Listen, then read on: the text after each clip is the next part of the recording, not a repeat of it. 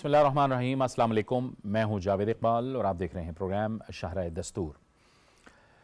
रियासत ने क्रैकडाउन किया है और हम देख रहे हैं कि स्मगलिंग के ख़िलाफ़, ज़ख़ीरा अंदोज़ी के ख़िलाफ़ हुकूमत एक्शन में आई है और उसके अब बेहतर नताइज आना शुरू हो गए हैं, समरात दिखना शुरू हो गए हैं। एक तो डॉलर के मुकाबले में रुपए की जो कदर है उसमें बेहतरी आई है और इस कदर बेहतरी आई है कि ब्लूमबर्ग जैसे इदारे ने पूरी दुनिया में पाकिस्तान की करेंसी को इस वक्त एक बेहतरीन करेंसी करार दिया है, यानी बेस्ट परफॉर्मिंग करेंसी उन्होंने इसे करार दिया है।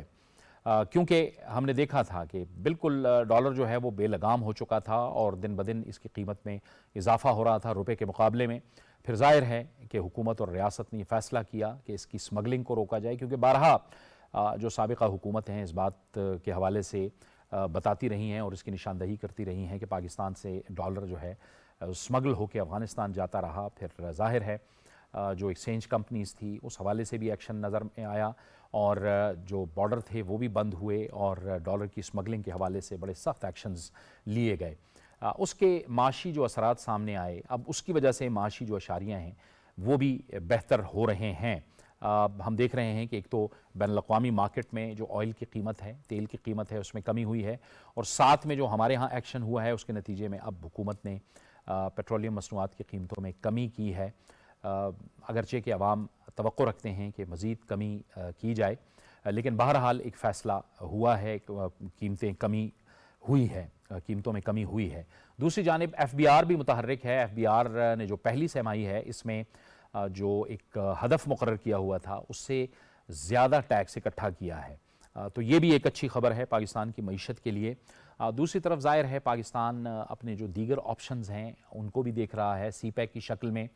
वो मंसूबे जो ताख़ीर का शिकार थे गुज़िश्ता 3-4 साल के दौरान, उनमें दोबारा से तेज़ी आई है और पाकिस्तान बार बार इस अज़्म का इजहार कर रहा है कि CPEC के हवाले से पाकिस्तान उसी जज्बे का और उसी स्पीड और उसी रफ्तार का मुज़ाहरा करेगा जिस रफ्तार और जिस जज्बे, जिस स्पिरिट से ये प्रोजेक्ट शुरू हुए थे। अब इसमें किसी किस्म की कोई रुकावट महसूस नहीं की जाएगी। तो ये वो सारी चीज़ें हैं जो ज़ाहिर है मईशत के लेवल पे इन पे काम हो रहा है। इसी के नतीजे में फिर हम देखते हैं कि सियासी इस्तेहकाम की जानिब भी हम बढ़ते चले जा रहे हैं, क्योंकि इलेक्शंस की बात हो रही है। अगरचे कि अमन व अमान की जो सूरत हाल है उसने कई सवालात खड़े कर दिए हैं। मस्तोंग में एक बहुत बड़ा धमाका हुआ, फिर खैबर पख्तूनख्वा के इलाके हंगू में हुआ, तो बहुत कुछ धमाके हुए और उसमें इंसानी जानों का ज़िया हुआ, नुकसान हुआ।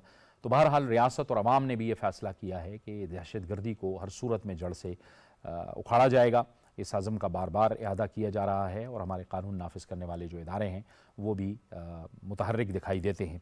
तो ये वो तमाम मामलात हैं जिन पर आज हम बात करेंगे। हमें स्टूडियोज़ में ज्वाइन कर रहे हैं सीनियर सहाफ़ी और तज्ज़ियाकार फ़ारूक फैसल ख़ान। फ़ारूक साहब आपको खुशामदीद कहते हैं, और एक और सीनियर सहाफ़ी और तज्ज़ियाकार ख्वाजा काशिफ़ रफ़ीक, आपको भी खुशामदीद कहते हैं। कुछ और भी मेहमान हमें ज्वाइन करेंगे, लेकिन गुफ्तगू का आगाज़ हम करेंगे। फ़ारूक फैसल साहब, बेहतरी नज़र आ रही है, कुछ माशी इशारे बेहतर हो रहे हैं, क्योंकि हमने देखा है कि क्रैकडाउन हुआ है जिसके नतीजे में कुछ माहौल में बेहतरी हमें लग रही है। देखिए, आपने जो अपने इंट्रो में बयान किया है उस सब से इत्तफाक करते हुए कि बेहतरी आ रही है, पहले हमें कुछ चीज़ों के बारे में क्लियर हो जाना चाहिए। पहली बात तो ये है कि जो मौजूदा हुकूमत है ये उन तमाम चीज़ों की ज़िम्मेदार नहीं है। अगर कोई ख़राबी होती है, हाँ, अगर कोई बेहतरी होती है तो वो इनके क्रेडिट में ज़रूर जाएगी। अब जब हम अपने मईशत के हवाले से बात करेंगे तो अगर हम ये कहें कि मईशत बहुत अच्छी है और बहुत अच्छी जा रही है या बहुत अच्छी चल रही थी, तो ये ऐसे ही है कि जनाब बिल्ली को देख के आंखें बंद करने ली। हर शख्स का, हर अदारे का, हर पॉलिटिकल पार्टी का, हर सोचने वाले का इस बात पर इत्तफाक है कि हमारी मईशत जो है वो कमज़ोर है। और कमज़ोर क्या है, वो वेंटिलेटर पर पड़ी थी आज से 3 माह पहले, जब आपको IMF से किस्त लेना थी। चीज़ों को आगे बढ़ाते हैं कि जनाब आप कह रहे हैं कि डॉलर में बेहतरी आई है, फ़लाने में बेहतरी आई है। ठीक, बेहतरी कहाँ पे आई है? क्या हमारी मईशत में बेहतरी आई है या हमने ब्लैक मार्केटिंग को रोका है?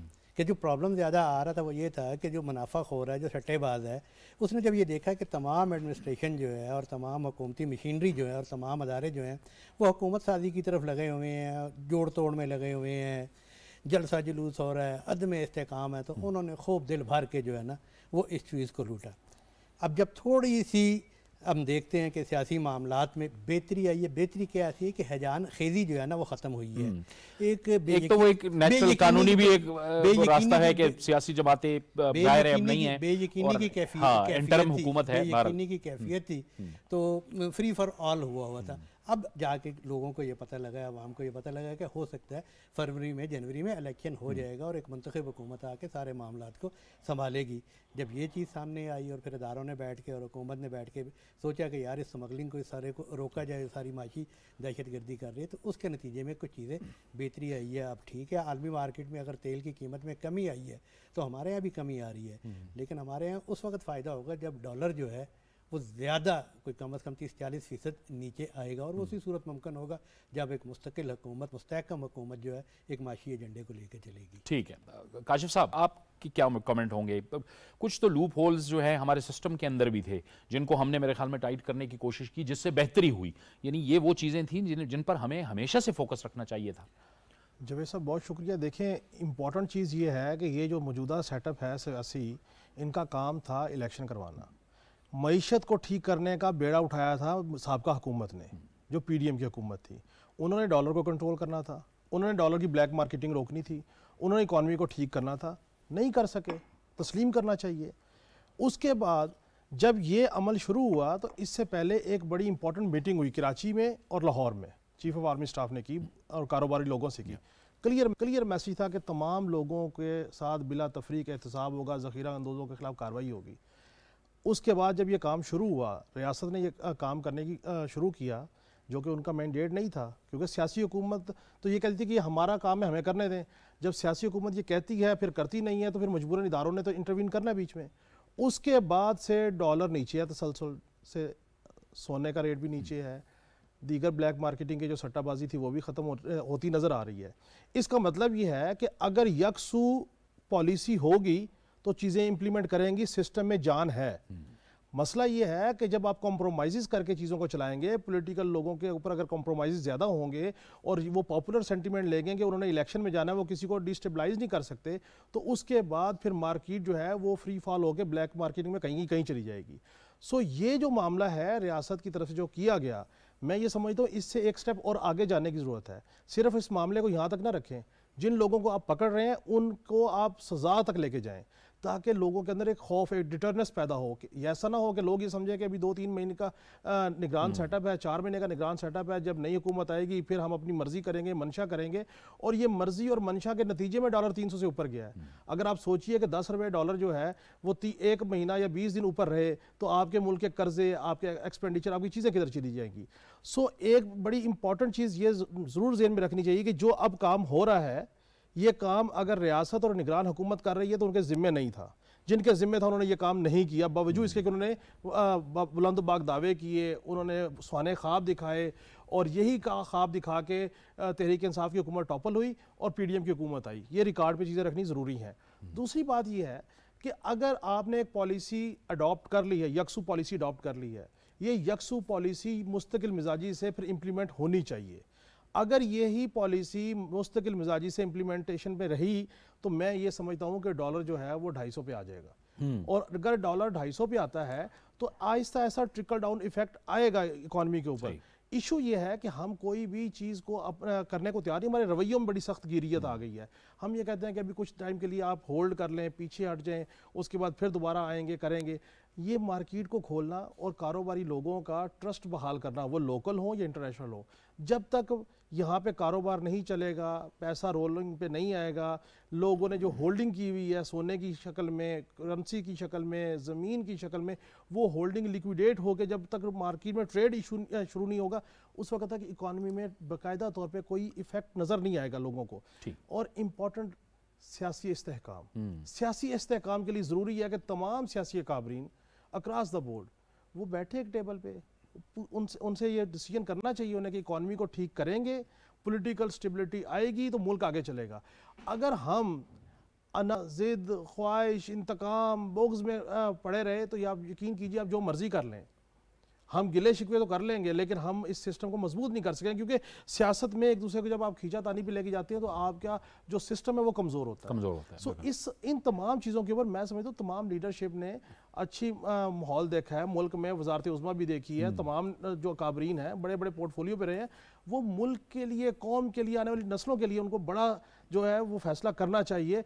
लेकिन अगर आपने इस मामले में जो आपने अब कार्टलाइजेशन को क्रश करने की मुहिम शुरू की हुई है, अगर इसमें आपने सज़ा का उनसर शामिल नहीं किया तो आप देखिएगा कि कुछ अरसे बाद जब आप इधर से साइड लाइन होंगे या आप अपना थोड़ा सा रिलैक्स होंगे तो यही कार्टलाइजेशन दोबारा इकट्ठी होगी, इससे ज़्यादा बुरे तरीके से बाउंस बैक करेगी इकॉनमी को। ठीक है, ये बड़े आपने जो नुकात उठाए हैं उससे कई और पॉइंट्स में निकल आए हैं जो मैं फारूक फैसल साहब से पूछूंगा, लेकिन हमें इस गुफ्तगू में डॉक्टर आरिफ मोहम्मद साहब भी ज्वाइन कर रहे हैं जो कि चाइना अफेयर्स के और जो चाइनीज़ उमूर हैं, चाइनीज़ गवर्नेंस के एक्सपर्ट हैं। डॉक्टर साहब आपको भी बहुत खुशामदीद कहते हैं। डॉक्टर साहब, हमें ज़ाहिर है सीपैक की शक्ल में एक बहुत बड़ी एक अपॉर्चुनिटी हमें हासिल है जो हमारी मईशत को एक बहुत बड़ा सहारा दे रही है और दे सकती है। मज़ीद अगर इस पे जो काम है उसी रफ्तार से चलाया जाए जिस रफ्तार से ये आगाज़ हुआ था, लेकिन हमने देखा है गुज़श्ता 3-4 साल में, 5 साल में इसकी रफ्तार बहुत कम हुई है, लेकिन ये एक बहुत बड़ी अपॉर्चुनिटी है हमारे लिए।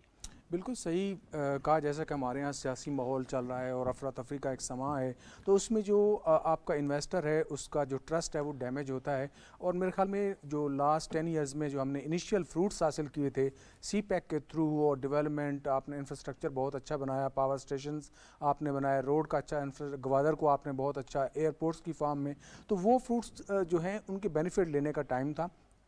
तो उसमें ज़रूरी है कि आपका सियासी माहौल बेहतर हो और उसमें एतमाद मौजूद हो और एक सिस्टम हो जो वर्किंग फॉर्म में मौजूद होना ज़रूरी है, ताकि जो आपका ऑन गोइंग प्रोजेक्ट्स हैं वो इकोनॉमिक डेवलपमेंट की कुछ ना कुछ एक्टिविटीज़ जनरेट की जा सकें। अभी इंडस्ट्रियलाइजेशन शुरू होनी है, जो सेकेंड फेज़ है हमारा सीपैक का, तो उस इंडस्ट्रियलाइजेशन के लिए विल पावर चाहिए, specially strong political will power चाहिए। और जब कोई मजबूत सियासी कुव्वत आएगी और फिर वो एक्शन करती है, पूरी अपनी स्ट्रेटजी लेके आती है, उस पर एतमाद होता है, इन्वेस्टर को, बिजनेस कम्युनिटी को होता है और पब्लिक को, बाकी तमाम जितने टेक्निकल टीम्स होती हैं उनको होता है। सो उसके फ्रूट्स आपको मिल सकते हैं। सो सबसे पहले जो काम है, हमें पॉलिटिकल एतमाद बहाल करने की ज़रूरत है पाकिस्तान में, और जब ये बहाल हो जाएगा तो मईशत जो है वो अल्टीमेटली पाकिस्तान के लोगों में, पाकिस्तान के सिस्टम में, आपके ओवरऑल इकानमी में वो चीज़ें मौजूद हैं, सिर्फ उनको रेस्टोर करने की या नॉर्मल पोजीशन से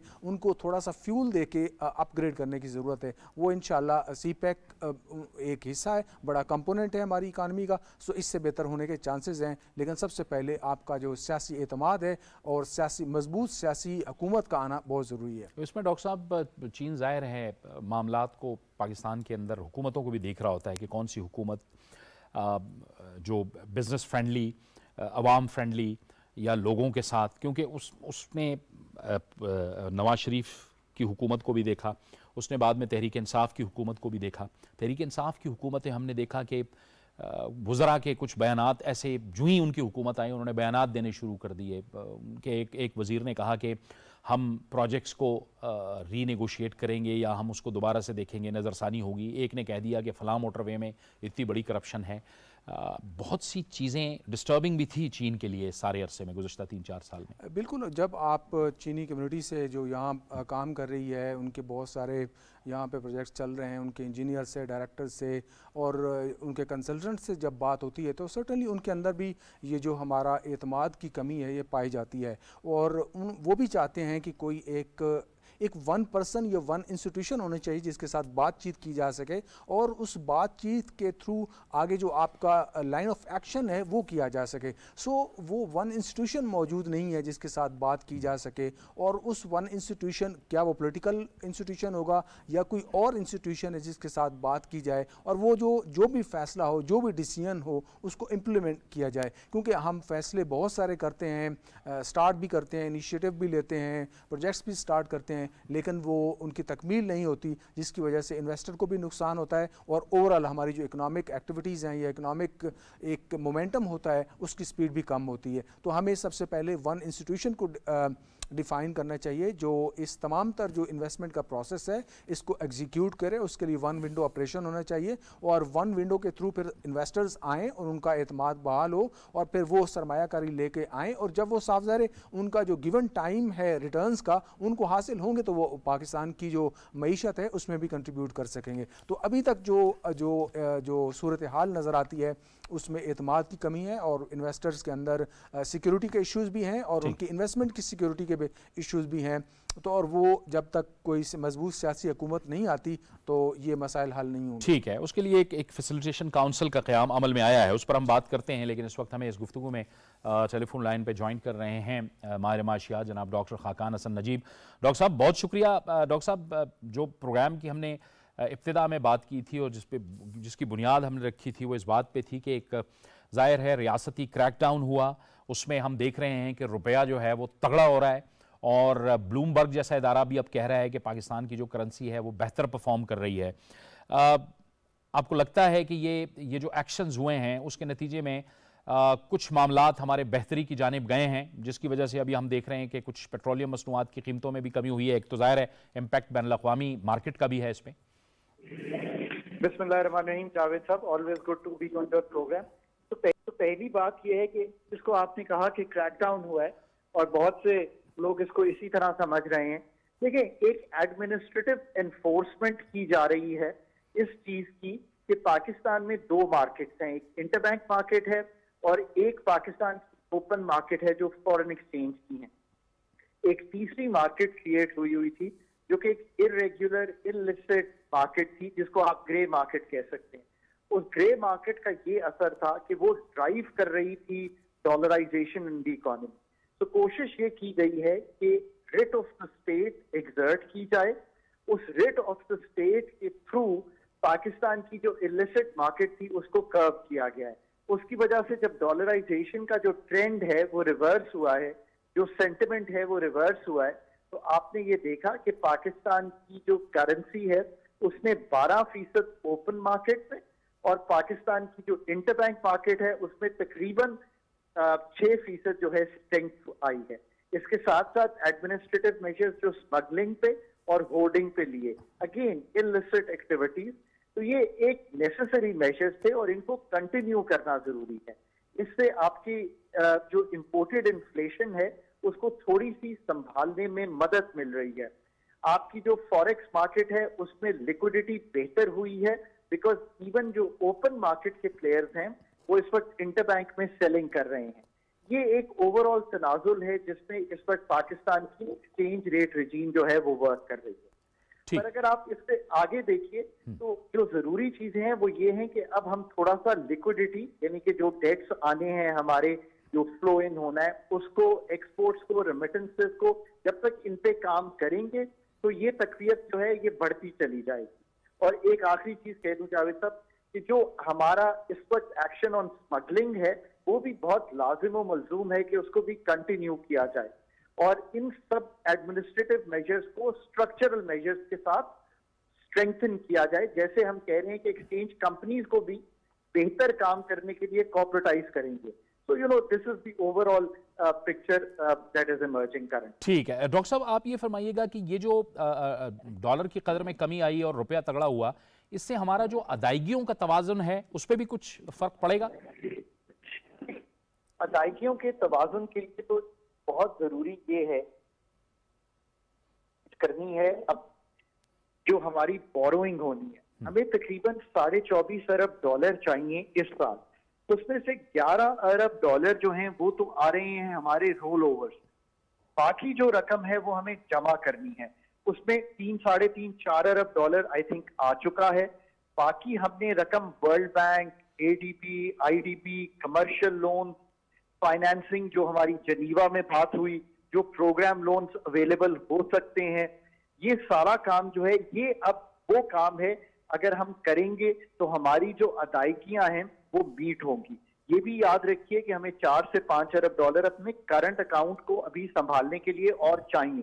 मेरा ख्याल है कि जब हम एंड करेंगे तो 5 अरब डॉलर के करीब हमारा current account between 5 and 6 billion dollars खत्म होगा, तो उसके लिए भी हमें चाहिए। तो हमारे वो इनफ्लोज उसके लिए एक और जो काम अभी किया जा रहा है वो एक इन्वेस्टमेंट व्हीकल, आपने शायद उसका जिक्र भी किया, जिसको आप SIFC कहते हैं। उसके थ्रू ये कोशिश की जा रही है कि कॉर्पोरेट फार्मिंग में इन्वेस्टमेंट, हमारे जो बलूचिस्तान के माइंस एंड मिनरल्स हैं उसमें इन्वेस्टमेंट, उसमें ये कोशिश की जा रही है कि कुछ प्रोजेक्ट्स पिच किए जाएं। आई थिंक कि कोई 28 प्रोजेक्ट्स की एक लिस्ट तैयार की गई है कि वो पिच किए जाएं इंटरनेशनल इन्वेस्टर को, और ये कहा जाए कि ये हमारे पास वो ब्राउन फील्ड से मतलब है लगे लगाए प्रोजेक्ट्स हैं जिनको हम आगे लेकर चल सकते हैं। साथ साथ प्राइवेटाइजेशन के थ्रू इन्वेस्टमेंट, पाकिस्तान में एक बहुत बड़ा जिसे कहते हैं पाकिस्तान का फ्यूचर है, चाहे वो हमारे डिस्कोज हैं, चाहे PIA है, चाहे हमारे जनरेशन प्लांट्स हैं। तो that is the next ball game जो बन सकती है। अब ये सारे वो जराए हैं जो मैंने आपके सामने रखे हैं कि आपने एक्सपोर्ट्स को स्ट्रेंथन किया, रेमिटेंसेस फॉर्मल में आई, इनफॉर्मल में चली गई थी, आपने इन्वेस्टमेंट पाकिस्तान में लाने के लिए ये प्रोजेक्ट्स रखे, SIFC से आपने ये कोशिश की कि इस वक्त जो बॉटल नेक्स हैं इकोनॉमी की वो दूर की जाएं, और साथ साथ आपने ये कोशिश की कि प्राइवेटाइजेशन को लेके चलें। याद रखिए जावेद साहब कि ये कोई 2 महीने 6 महीने का मंसूबा नहीं है, ये इस साल में जो कर सकते हैं वो कीजिए, फिर इसको चलाइए अगले 2-3 साल। तो आप पाकिस्तान को पिच भी करेंगे कि it is not only that we come with a begging bowl, but we also come with an investment package for Pakistan. और ऑफ कोर्स ये इन्वेस्टमेंट पैकेज बहुत से लोगों को मैंने सुना है और वो गलत समझते हैं कि हम सिर्फ पैसे लाना चाहते हैं, हम टेक्नोलॉजी भी लाना चाहते हैं, हम अपनी पैदावारी सलाहियत को बेहतर करने के लिए मैकेनाइजेशन इन एग्रीकल्चर भी लाना चाहते हैं। हम रेकोडेक या जो एडजॉइनिंग माइंस हैं वहां पे हम नहीं जाके वहां कर सकते, बट अगर बाहर से टेक्नोलॉजी आएगी ये वही कंपनीज कर सकती है ना जो दुनिया में ये काम करती हैं। बारेक गोल्ड है, रियो टिंटो है, BHP बिलिटन है, ये दुनिया भर में ये काम करती हैं। तो हमें इनसे टेक्नोलॉजी ट्रांसफर, ताकि हमारी पैदावार मुल्क की एग्रीकल्चर में भी, और जिसको मैं कहता हूं रॉक्स, जिसको आप माइंस एंड मिनरल्स कहते हैं, वहां पे भी बेहतर हो। तो अब जो आगे की प्लानिंग है वो ऐसी ही होनी चाहिए। पर मैं आपको एक और बात भी सामने रखूंगा कि एक और जुज भी क्रिएट करने की कोशिश की जा रही है, वो है कि जो domestic 52 lakh small and medium enterprises हैं पाकिस्तान की, उनको भी साथ लेके चलना है। और मैंने तो पॉलिसी मेकर्स के सामने ये बात बड़ी क्लियरली रखी कि हम सिर्फ बात नहीं कर सकते कि हमने फॉरेन इन्वेस्टमेंट मुल्क में लानी है, हमें बात तो करनी पड़ेगी ना कि पाकिस्तान का जो 52 lakh small and medium enterprises है उनके लिए हम कैसे सहूलत पाकिस्तान में काम करने की पैदा करें, हम उनको कैसे एक्साइट करें। देखिए ऐसे ही तो नहीं रहना ना, हमने भी कनेक्ट करना है दुनिया के साथ।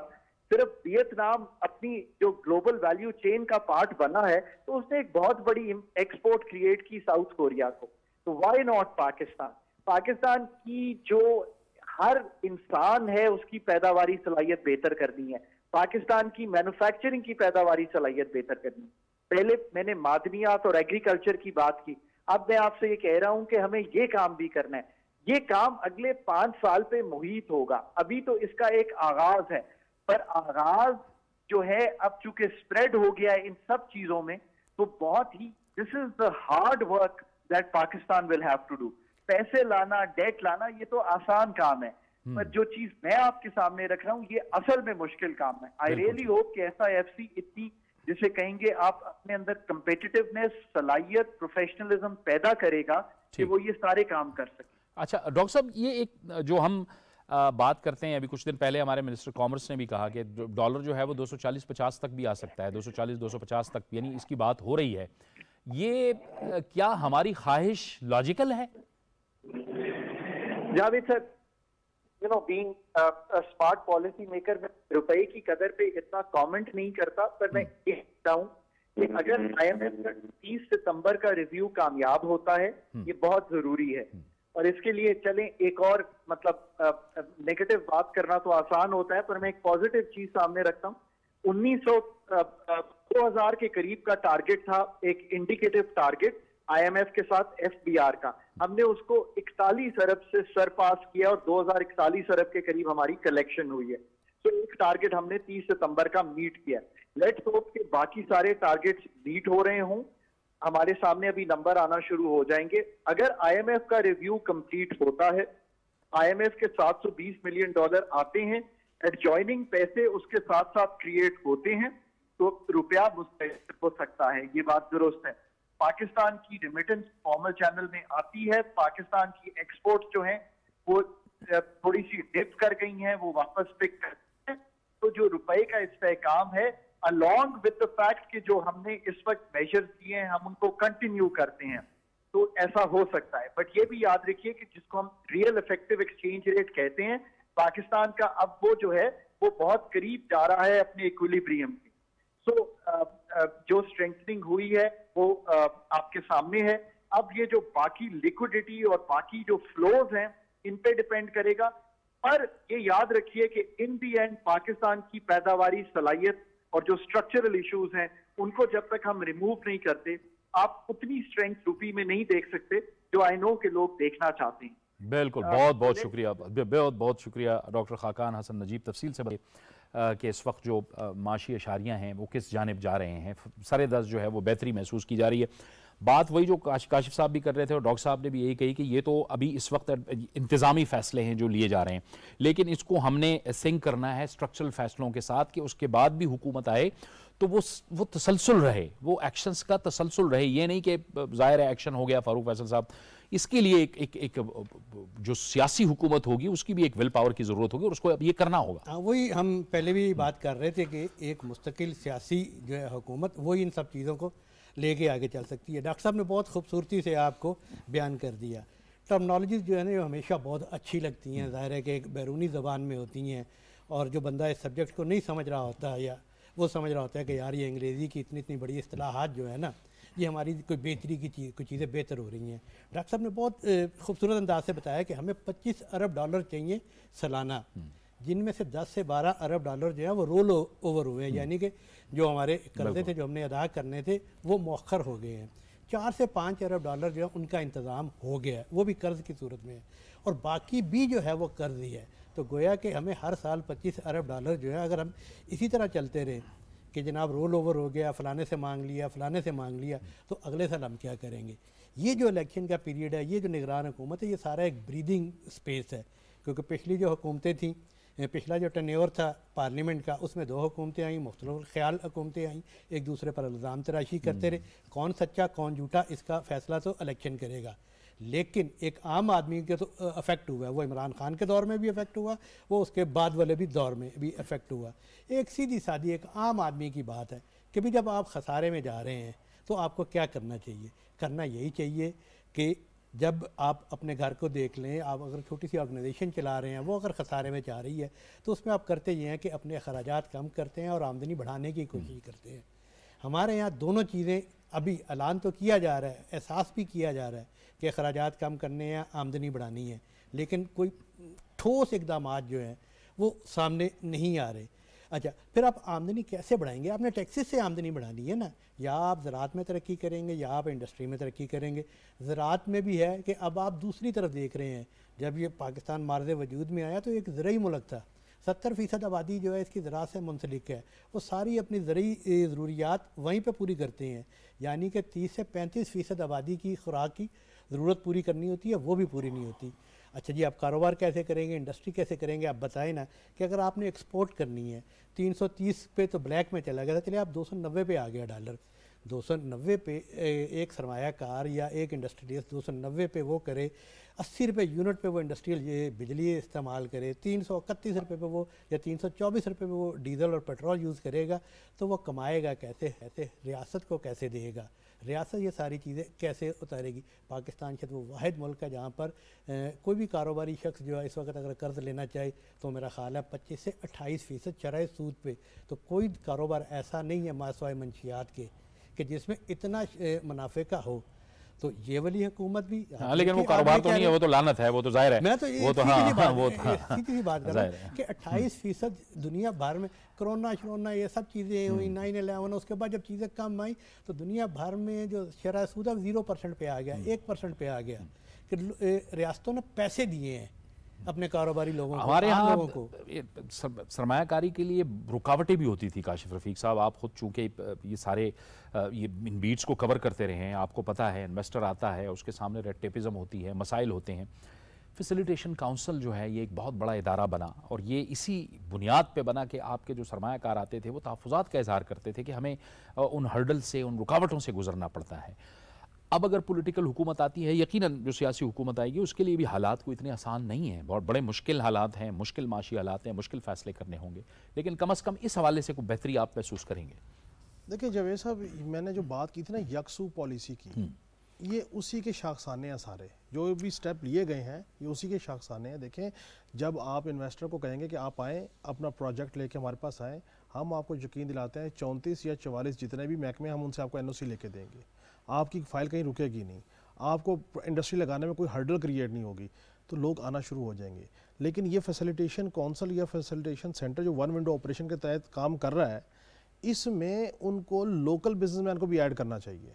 आप सिर्फ फॉरेनर बिजनेसमैन को ना ऐड करें, लोकल इंडस्ट्री को भी ऐड करें कि आए आप बताएं आपका मसला कहाँ पे है, हम उसको सेटल डाउन करवाते हैं ताकि उनको इंकरेजमेंट मिले, वो बिज़नेस करें, लोगों की रोज़ी रोटी का निज़ाम चले।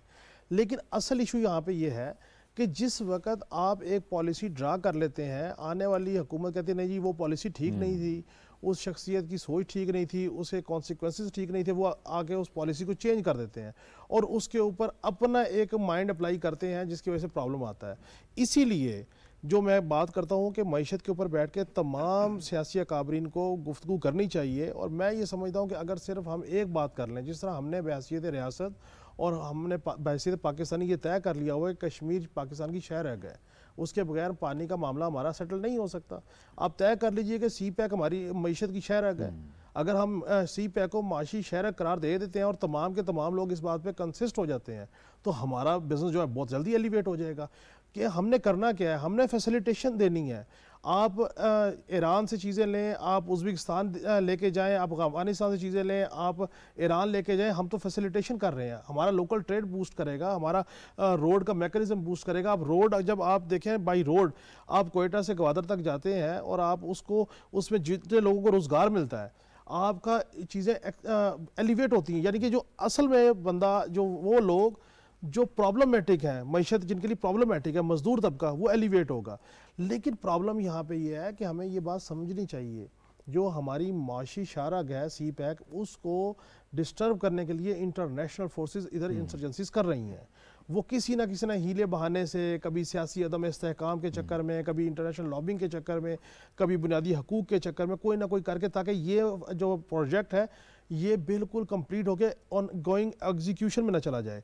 इसके लिए आप उन्हीं लोगों को साथ बिठा के आप इस बात पे तय कर लीजिए कि मिनिमम ये एजेंडा है मईशत का, ये एजेंडा है रियासत का, ये एजेंडा है तहफ़्फ़ुज़ का। यहाँ पे शख्सियत की रेड लाइन नहीं होगी, यहाँ पे मईशत रेड लाइन होगी, यहाँ पे इदारे रेड लाइन होंगे, यहाँ पे ये चीज़ नहीं आप हिलाएंगे। 20 साल के लिए आप एक पॉलिसी दे दीजिए। देखिए पिछले तमाम अदवार में, पिछले 5 साल में तमाम सियासी जमातें हुकूमत में रही, आवाम को रिलीफ नहीं मिला, आवाम तो बेचारी पिसी। तो अब अगर आवाम को रिलीफ आ रहा है तो कहीं ना कहीं तो कोई ना कोई माइंड अप्लाई हो रहा होगा। आप इन तमाम अजहान को बिठा के एक यकसू पॉलिसी बनाइए और 20 साल के लिए उस माशी पॉलिसी को लागू कर दीजिए। फिर जो भी आपने सियासत करनी है एक दूसरे के साथ पॉइंट स्कोरिंग कीजिए, लेकिन मईशत की कास्ट पे नहीं। इस कास्ट पे नहीं कि अगर किसी ने प्रोजेक्ट कंप्लीट कर लिया तो उसकी बल्ले बल्ले होगी और जो मुखालफीन है उसकी नहीं होगी। इस तरह के रवैयों से हमें बाहर निकलना पड़ेगा। अदरवाइज़ देखें एक वक्त आएगा कि आवाम जितनी पिस गई है, अब ये तंग आमद बजंग आमद वाली पोजीशन पे आवाम चली गई है। और इसके ज़िम्मेदार वो पॉलिसी मेकर हैं जो कहते हैं कि हमने पॉलिसियाँ बनाई, हमने इस मुल्क में हुकूमत की।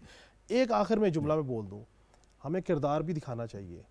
क्या फ़र्क पड़ता है कि अगर बड़े बड़े सियासी अकाबरीन जो बैरून ममालिक बैठे हुए हैं और अपने कारोबार कर रहे हैं, क्या अच्छा हो कि वो अपना पैसा वहाँ से यहाँ शिफ्ट करें कि हम पाकिस्तान में कारोबार करेंगे और लोगों को मोटिवेशन मिले, इंटरनेशनल इन्वेस्टर को मोटिवेशन मिले कि जब सियासत भी पाकिस्तान में करनी है और कारोबार भी पाकिस्तान में करना है तो पाकिस्तान का पैसा पाकिस्तान में रोल होगा, तो आवाम को कुछ ना कुछ तो बहरहाल रिलीफ मिलेगा। डॉक्टर साहब, आज चूँकि चीन 74वां अपना कौमी दिन भी मना रहा है और पाकिस्तान और चीन की जो दोस्ती है वो पूरी दुनिया में उसकी मिसाल दी जाती है और बहुत कदर की निगाह से दोनों ममालिक और स्ट्रेटिजिक मामलात में भी एक दूसरे के साथ ये खड़े होते हैं, ये ममालिक। बहुत से जो जिन टेक्नोलॉजी की बात की, हम टेक्नोलॉजी भी ले सकते हैं। बहुत सी चीज़ें चीन को अगर आप देखें 1947 1949 2 साल का ही फ़र्क है, लेकिन चीन जो है वो अपनी कमिटमेंट, मेहनत और तसलसल की वजह से कहाँ पहुँच गया। बहुत कुछ है हमारे लिए सीखने को भी और हासिल करने को भी। बिल्कुल सही फरमाया आपने। जैसे बाकी हमारे मेहमानों ने भी कहा कि हमें जो अपनी इकानमी जो है वो बैकबोन होनी चाहिए हमारी, और टेक्नोलॉजी ट्रांसफ़र हो सकती है। मेरे ख्याल में हमारे पॉलिसी मेकर्स को ये डिसाइड कर लेना चाहिए कि हम क्या हैं, मैन्युफैक्चरिंग नेशन हैं, क्या हैं हम, डिपेंडेंट हैं, इंडिपेंडेंट हैं, हम लोन लेके ही जीते रहेंगे। आप देखिए आपके 4 नेबर्स हैं, चारों में इकानमी रिलेटिवली बेहतर है, लेकिन आपकी इकानमी सही नहीं है। तो क्या वजह हो सकती है? तो आपके तमाम जो नेबर्स हैं वो आपकी हेल्प करने के लिए तैयार हैं। और अभी बीजिंग में अक्टूबर में बेल्ट एंड रोड फोरम हो रहा है, वहाँ पे जाएं, हमारे जो डेलीगेशन है जाए वहाँ, उनको एश्योरेंस दिलवाएं कि stable government is coming and they will deliver what you से। उन इन्वेस्टर्स को कॉन्फिडेंस में लें। सर्टनली हमें जो हमारी मैन्युफैक्चरिंग की जो कैपेसिटी है वो बहुत अब कम्पिटिटिव नहीं होगी, उसकी वजह कि हमारी इलेक्ट्रिसिटी की जो बिल्स हैं वो बहुत ज़्यादा हैं। तो हमें उसका कोई ना कोई ऑल्टरनेटिव करना होगा, जैसे कि हमारा माइनिंग है, एग्रीकल्चर, ये हमें शॉर्ट टर्म में तो थोड़ी बहुत हमें सपोर्ट कर सकते हैं, और चाइना आपको बहुत अच्छी सपोर्ट दे सकता है, स्पेशली एग्रीकल्चर में। बाकी जो आपकी माइनिंग सेक्टर है उसमें भी बहुत अच्छी इन्वेस्टमेंट ला सकते हैं, लेकिन इट ऑल डिपेंड्स अपॉन कि जी आपकी जो नई गवर्नमेंट आती है वो किस तरह की पॉलिसीज़ बनाती है, किस तरह की उनकी लॉन्ग टर्म जो स्ट्रेटजीज़ हैं वो क्या हैं, अप्रोचेज़ क्या हैं, और उन जो इन्वेस्टर आ रहा है साफ ज़ाहिर वो अपने किसी न किसी बेनिफिट के लिए आता है। जो CPEC था वो आपको एक फ्रेंडशिप बुनियाद पर लॉन्च किया गया था, लेकिन उस फ्रेंडशिप को सेव करना, उसको प्रोटेक्ट करना, उसको प्रॉस्पर करना, उसको एनहेंस करना और एक्सटेंड करना, ये हमारी जिम्मेदारी थी। अगरचे वो हमसे गलती हुई है, हमें उस गलती को दोबारा दोहराना नहीं चाहिए, और ये जो फोरम है और चाइना के साथ अपना जो एतमाद है स्पेशली इन्वेस्टर्स का, उसको दोबारा बहाल करके हम दोबारा जो स्मॉल मैन्युफैक्चरिंग की तरफ आ सकते हैं। चाइना भी अपनी इंडस्ट्री की रीलोकेशन कर रहा है और हमारे पास ये एक अपॉर्चुनिटी है, लेकिन उस अपॉर्चुनिटी को अवेल करने के लिए स्टेबल, स्ट्रॉन्ग अगेन वो गवर्नमेंट चाहिए। और पाकिस्तान की जो इंडस्ट्रियलिस्ट हैं, फैसलाबाद है, गुजरांवाला, सियालकोट, कराची के बहुत सारे लोग हैं, उनके साथ JVs किए जा सकते हैं, जॉइंट वेंचर्स किए जा सकते हैं। और पाकिस्तान की जो आपने 60s में ऑनवर्ड देखा है हमने कि लोगों में जान है, वो बेहतरी की तरफ आप इकानमी को ला सकते हैं, लेकिन उसके लिए जो स्ट्रॉन्ग लीडरशिप है वो होना भी बहुत ज़रूरी है। जब स्ट्रॉन्ग लीडरशिप इसके खिलाफ जो है वो ज़ाहिर कुव्वतें तो मौजूद हैं, जिसकी तरफ इशारा भी किया ख्वाजा साहब ने।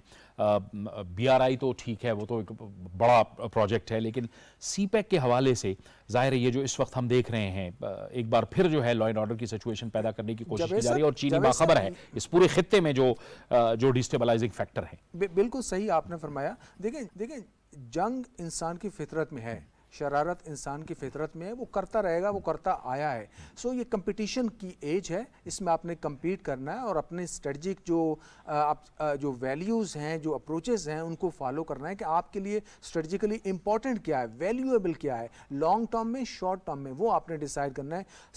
आपको पाकिस्तान को एक अच्छी इकोनॉमिक जो स्ट्रक्चर है वो चाहिए, आपकी इकानमी थोड़ी रेस्टोर हो, उसके लिए I think CPEC was the beginning, और वो एक अच्छा फर्स्ट फेज़ था जिसके ज़रिए आप मैन्युफैक्चरिंग की तरफ कौम को, नेशन को, पाकिस्तान को मूव करके लाया जा सकता था। लेकिन वो अब जो एतमाद की कमी की वजह से वो भी थोड़ा सा डिस्टेबल हो चुका है। तो पाकिस्तान को और पाकिस्तानी हुकूमत को चाहिए कि वो सबसे पहले इन्वेस्टर्स का एतमाद बहाल करे, अपने नेबर्स के साथ अच्छे ताल्लुकात करे, ईरान और बाकी तमाम ममालिक के साथ। आपको एनर्जी के बहुत अच्छे रिसोर्सेज मिल सकते हैं। जब एनर्जी आपको चीप मिलेगी तो साफ ज़ाहिर मैन्युफैक्चरिंग स्टार्ट होगी, और जब मैन्युफैक्चरिंग होगी तो आपकी बहुत सारी ओवरऑल इकोनॉमिक एक्टिविटी जो है वो स्टार्ट होती है, और इकोनॉमिक बूम आ सकता है पाकिस्तान में। ये पोटेंशियल है, मौजूद है, पहले भी लोगों ने किया है, और certainly in future they can do it. ये जो जिसकी तरफ मैंने इशारा किया, भारत की तरफ, आप देख रहे हैं कि फारूक फैसल साहब, भारत ने न सिर्फ पाकिस्तान के अंदर, वो कुलभूषण यादव की भी क्योंकि अलग ही एक मौजू है, बहुत बड़ा मौजू है, लेकिन मैं चाहूँगा कि इस पर भी कमेंट हो जाए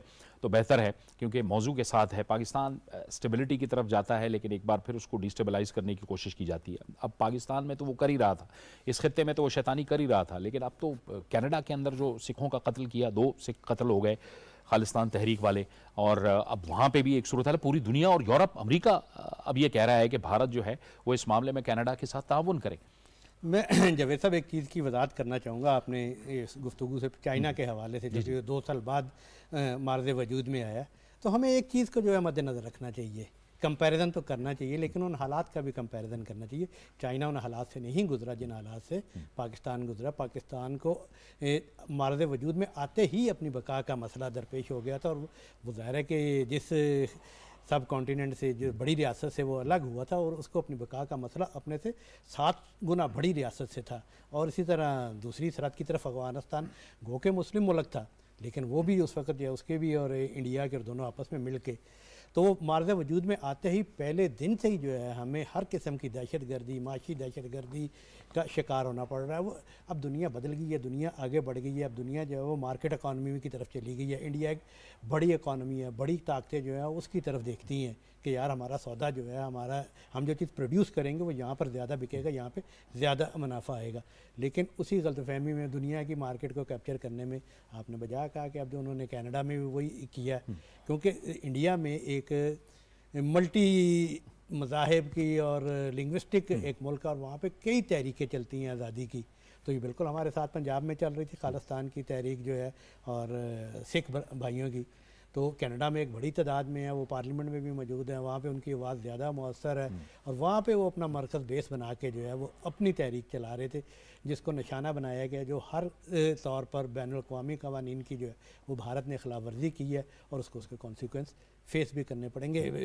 कैनेडियन प्राइम मिनिस्टर ने, कैनेडियन की मुख्तलिफ़ कम्यूनिटीज़ जो है इस पर आवाज़ उठा रही हैं, और मुख्तलिफ़ आलमी फोरम्स पर भी ये बात की जा रही है। तो ये ज़हन में रखें, जब भी अपनी माशी हालात की बात करें, कंपैरिजन करें, तो उन हालात का भी कंपैरिजन करें जिसको हमें फेस करना।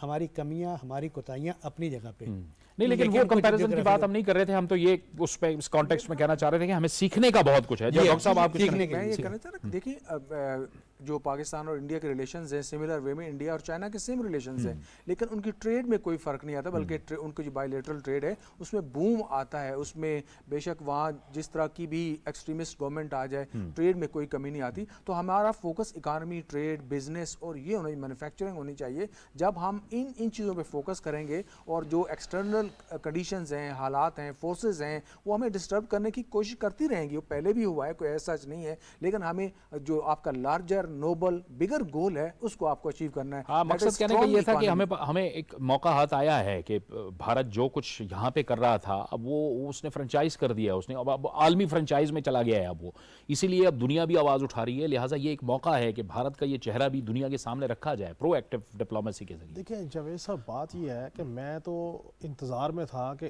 कनाडा में जो हादसा हुआ, जो असैसिनेशन हुई, शायद इसराइल उसके ऊपर बात करता। ये वो इसराइल है जिसने यूएन में पाकिस्तान के ऊपर इल्ज़ाम लगाया कि यहाँ पे इंसानी हकूक़ सल्ब किया जा रहे हैं, आपको याद होगा माजी करीब में। लेकिन उसने आज तक ये बयान नहीं दिया कि भारत अपने मुल्क में क्या कर रहा है, ये बयान नहीं दिया कि भारत ने मकबूजा कश्मीर में क्या किया हुआ है। अच्छा चलें जी, आपकी एक है, मैं तो पहले दिन से एक बात पे कन्विंस हूँ कि इसराइल और भारत का गठजोड़ जो है ये पाकिस्तान के ख़िलाफ़ है, पाकिस्तान की स्ट्रेटजिक पोजीशन की वजह से। कभी वो अफ़गानिस्तान से आके इंसर्जेंसीज करते हैं, कभी वो इंटरनेशनली हमें होस्टाइज करते हैं। इस सारे तनाजुर में अब उन्होंने जाके जब अटैम्प्ट की वहाँ पे और सिख असैसिनेट किए, उसके बाद अब भारत के पास कोई जवाब नहीं है। अब भारत कभी इधर करेगा, कभी उधर करेगा, और मुझे ये खदशा है, ये मेरा ये एनालिसिस है और ये मेरा खदशा है कि अब भारत कोई एक ऐसा इकदाम उठाएगा जिससे ये जो मामला कनाडा में उसके साथ हुआ सिखों का, दुनिया की तवज्जो वो दूसरी तरफ डाइवर्ट कर जाए और फिर कहे कि जी पाकिस्तान ने ये कर दिया, वो कर दिया। बहुत बहुत शुक्रिया ख्वाजा काशिफ रफीक साहब, डॉक्टर आरिफ मोहम्मद साहब और फारूक फैसल खान साहब, आपका बहुत बहुत शुक्रिया। पाकिस्तान जो है वो बहैसियत रियासत जो है वो अपने मफादात को देख रहा है, अपने मामलात को देख रहा है। जो हालिया रियासती क्रैकडाउन हुआ है उसके नतीजे और नताइज बेहतर आए हैं, लेकिन ज़रूरत इस बात की है कि हर आने वाली हुकूमत जो है इसे अपने निज़ाम का हिस्सा बनाए, ताकि निज़ाम के अंदर वो लूप होल्स और वो कमज़ोरियाँ न रहें जिससे हमारी मईशत के लिए बुरे असरात साबित हों। ये था हमारा आज का प्रोग्राम। जावेद इकबाल को इजाज़त दीजिए। अल्लाह हाफ़िज़।